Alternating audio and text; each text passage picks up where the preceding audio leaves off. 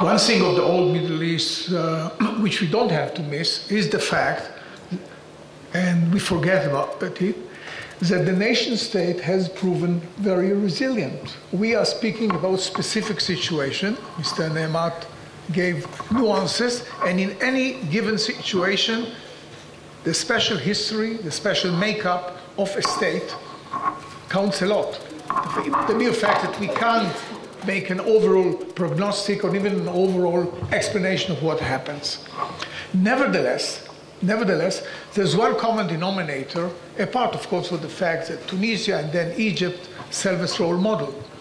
And this is that for the first time in civil society, in a nascent field of society, we have the middle class and the lower middle class coming to be a force to reckon with, and that the powers that be have either to change policy or even to change makeup altogether.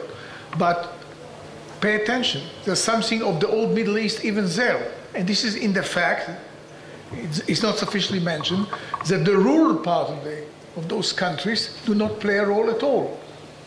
And they can be very easily manipulated either by local strongmen, by some of the old party like the NDP or the Neo-Dastur party in Tunisia, and we are bound to have perhaps some counter-revolutionary stories in new guys, of course, taking their seats in the new parliament.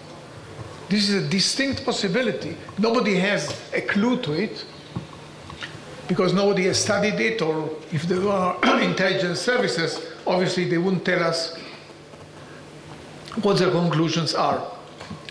I'm on the whole, I share the prognostic of the two speakers who spoke about Egypt and Tunisia in terms of Islamists, but think about one thing about it which will give us pause for the moment. We don't really know what their game plan is. Maybe they don't even know themselves how far they have changed in attitudes toward democracy.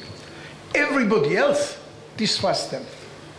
And those people who are in the game themselves, be they the people who are more extremists, the old Jama'ah Islamiyah, or even the moderate Islamists out of the center Wasat party, say that what is being said in public by the Muslim Brotherhood is not necessarily what they mean. And from time to time, you have one of those and Islamist movements spearheaded by Al-Qaeda is no more valid.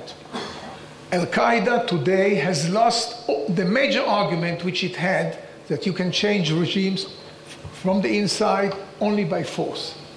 What is less certain here, whether Al-Qaeda influence will not find itself, or has already found, but will thrive in Europe, where immigrant populations, which feel very bitterly the discrimination against them by the old societies. Some of the young, impatient people will say that this is a proof that this clash of civilization does exist. They try to block us on questions symbolic like veil, in inputs into education and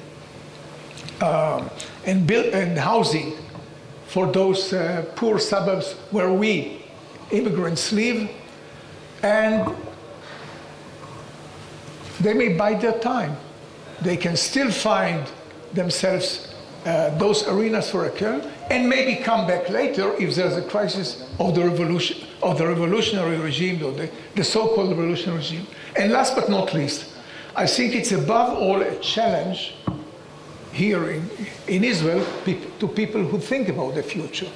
The thinking until now has always been that in foreign and security policy, you deal with the elites, you deal with the real power. Now we have this urban middle class, young but not so young, which can play a role there.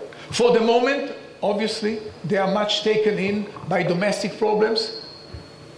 Not only the question, of course, of the constitution, but also a question of the rising criminality because of the disruption of police supervision, economic crisis due to lack of, to decline of tourism, and the like.